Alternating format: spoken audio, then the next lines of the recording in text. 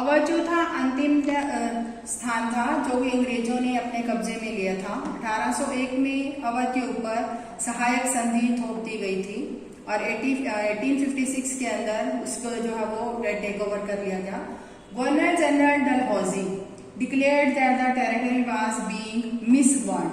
तो उस समय का जो गवर्नर जनरल डलहौजी था उसने ये उनके ऊपर ब्लेम लगाया कि जो सरकार है वो उसको अच्छी तरह से संभाल नहीं पा रही, मिसगवर्न हो रही है and British rule was needed, और इसीलिए वहां पर अंग्रेजी रूल की जरूरत है टू एंश्योर प्रॉपर एडमिनिस्ट्रेशन। प्रशासन को सही ढंग से चलाने के लिए अवध के ऊपर जो था वो अंग्रेजी राज जरूरी है। डलहौजी ने ये जो है वो अवध के ऊपर ब्लेम लगाया मिस गवर्नमेंट का। The company even began to plan how to bring the Mughal dynasty to an end. तो कंपनी ने मुगलों के साम्राज्य का अंत करने के लिए भी योजनाएं बनानी शुरू कर दी। The name of the Mughal king was removed from the coins minted by the company. Company जो सिक्के जारी करती थी उसके ऊपर मुगल राजा का जो चित्र बना हुआ था कॉइन्स के ऊपर, वो भी कंपनी ने रिमूव कर दिया। In 1849, Governor General Dalhousie announced that after the death of बहादुर शाह जफर, तो 1849 के अंदर डलहौजी ने ये अनाउंस किया कि बहादुर शाह जफर की डेथ के बाद the family of the king would be shifted, कि इस राजा के परिवार को रेड फोर्ट से शिफ्ट करके दिल्ली के किसी और जगह पर जो है वो शिफ्ट किया जाएगा।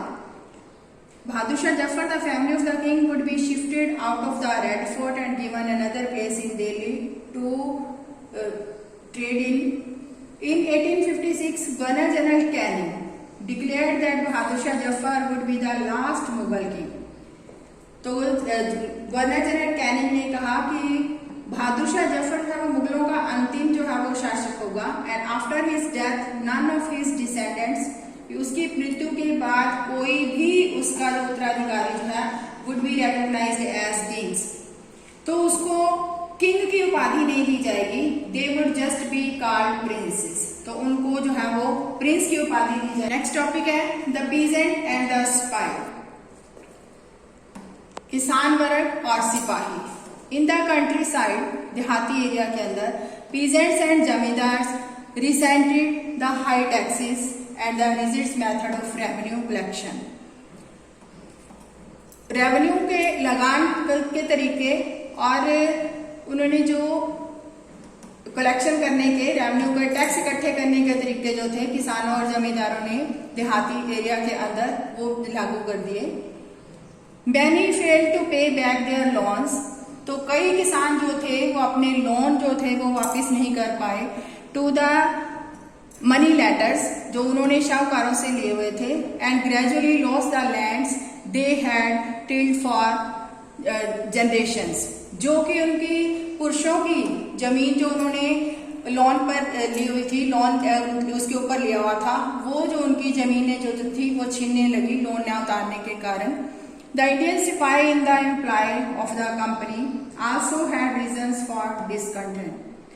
तो कंपनी के अंदर जो भारतीय सिपाही थे वो भी जो है बहुत से कारणों से उनके साथ जो थे नाराज थे।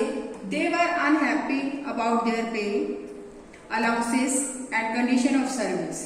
वो अपनी पे के बारे में और उनकी जो भत्ते दिए जाते थे और काम करने के जो उनके कंडीशंस थे उससे वो नाखुश थे। Some of the new rules moreover violated their religious sentiments. कुछ कानून ऐसे थे जो उनकी धार्मिक सेंटिमेंट्स, धार्मिक भावनाओं को वायलेट करते थे और उनके विश्वासों को भी ठेस पहुंचाते थे। Did you know that in those days many people in the country, क्या तुम जानते हो कि उन दिनों देश के बहुत से लोग जो थे believed that if they crossed the sea, कि अगर वो समुद्र पार कर लेंगे, they would lose their religions, तो उनका रिलीजन जो है वो खत्म हो जाएगा और कास्ट भी खत्म हो जाएगी, उनका ये मानना था। So when in 1824 the सिपाही were told to go to Burma, जब 1824 में सिपाहियों को बर्मा जाने के लिए कहा गया by the sea route, समुद्री रास्ते के द्वारा, to fight for the company, company के लिए युद्ध करने के लिए उनको समुद्र रास्ते के द्वारा बर्मा भेजने के लिए कहा गया, they refused to follow the order, तो उन्होंने उनकी आदेश मानने से इनकार कर दिया। Though they agree to go by the land routes, वो सड़क के रास्ते के द्वारा, लैंड रूट के द्वारा जाने को एग्री थे, सी रूट के द्वारा नहीं। दे वर सेवरली पुनिश्ड, तब उनको बहुत ज्यादा यातनाएं दी गई, पुनिश किया गया।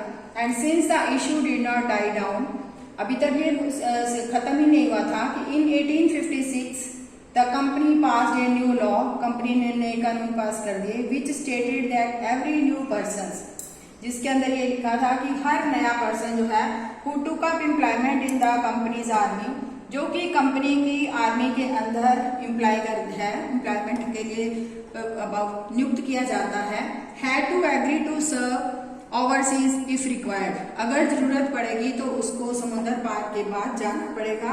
ये कानून कंपनी ने 1856 में लागू कर दिया। Sipahi also reacted to what was happening in the country, तो सिपाहियों ने भी जो वहां पर जो घटनाएं घट रही थी देहाती लोगों के अंदर, तो उसके ऊपर भी एक्शन लिया। Many of them were peasants and had families living in the villages, सिपाहियों में से कुछ पीजेंट्स थे और जिनके परिवार जो थे गांव में रहते थे। So the anger of the peasants quickly spread among the सिपाही, तो इस किसानों का गुस्सा जो था वो सिपाहियों के बीच में भी जो है फैलने लगा। टॉपिक है रिस्पॉन्सेज टू रिफॉर्म्स, सुधार जो उन्होंने किए उसका क्या रेस्पॉन्स था। तो ब्रिटिश बिलीव्ड, तो अंग्रेजी सरकार ने, ब्रिटिशों ने ये सोचा, उनका विश्वास था that Indian society had to be reformed, कि भारतीय सोसाइटी को में सुधार करने की जरूरत थी। Laws were passed to stop the practice of sati, तो उन्होंने सती प्रथा को स्टॉप करने के लिए कानून बना दिए। एंड टू एनकरेज द री मैरिज ऑफ विडो, और विधवा का जो है पुनर्विवाह करने के लिए उसको बढ़ावा दिया। English language education was actively promoted, English भाषा की शिक्षा को प्रमोट किया। After 1830 the company allowed Christian missionaries to function freely in its domain, 1830 के बाद कंपनी ने ईसाई प्रचारकों को अपने डोमेन के ऊपर फ्रीली जो है वो काम करने की परमिशन दे दी।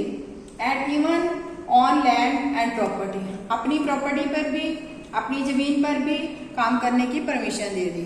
In 1850 a new law was passed to make conversion to Christianity easier, 1850 के अंदर धर्मांतरण का, क्रिश्चियन धर्म को अडॉप्ट करने का जो है वो एक नया कानून पास कर दिया।